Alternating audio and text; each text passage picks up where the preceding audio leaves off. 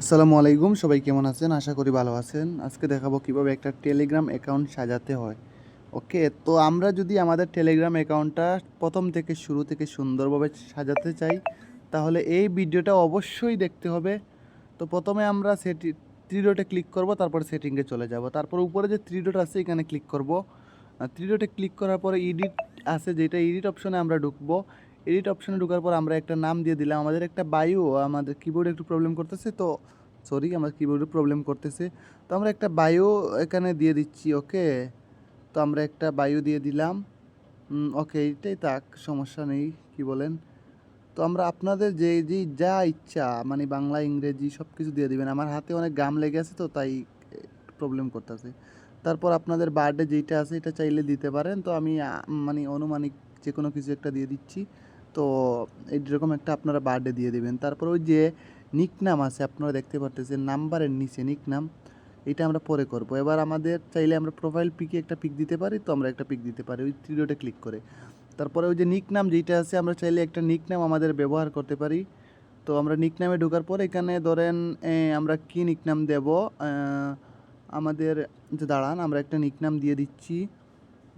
তো আমরা ঢুকলাম, ঢোকার পরে এখানে একটা নিক নাম HTTPS, এখানে যা ইচ্ছা আর কি, যা ইচ্ছা, এই যে এরকম স্পেস নিবে না, তো কাইটা দিলাম আমরা একটা নিকনাম।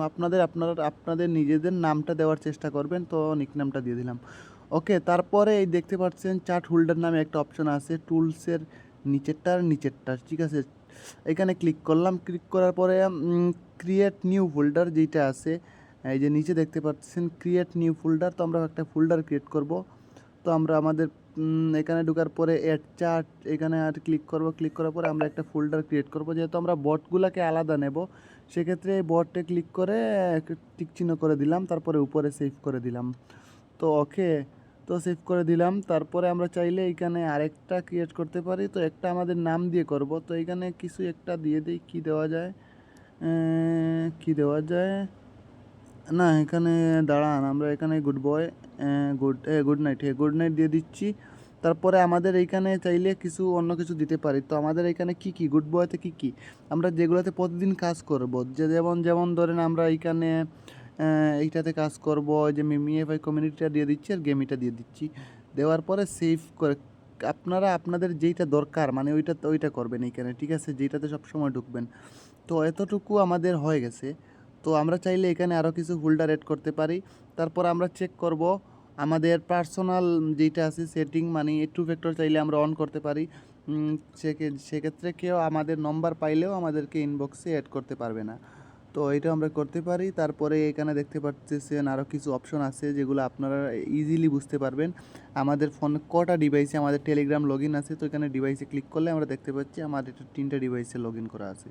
তারপরে ফোন নাম্বার যেটা আছে, আমি আমি কি চাই, আমার ফোন নাম্বার কে দেখক না, আমার ফোন নাম্বার কেউ দেখবে না। তারপরে আমার কন্টাক্ট এরা দেখতে পারবে, শুধু এইটাই দিয়ে দিলাম। তারপরে কল কল যেটা আছে এইটা আমরা চাইলে মাই কন্ট্রাক্টে দিয়ে দিতে পারি। কল মানে আমার কন্ট্রাক্টে যারা আছে তারা আমাকে কল করতে পারবে। ওকে, আপনারা চাইলে কিছু নাও দিতে পারেন।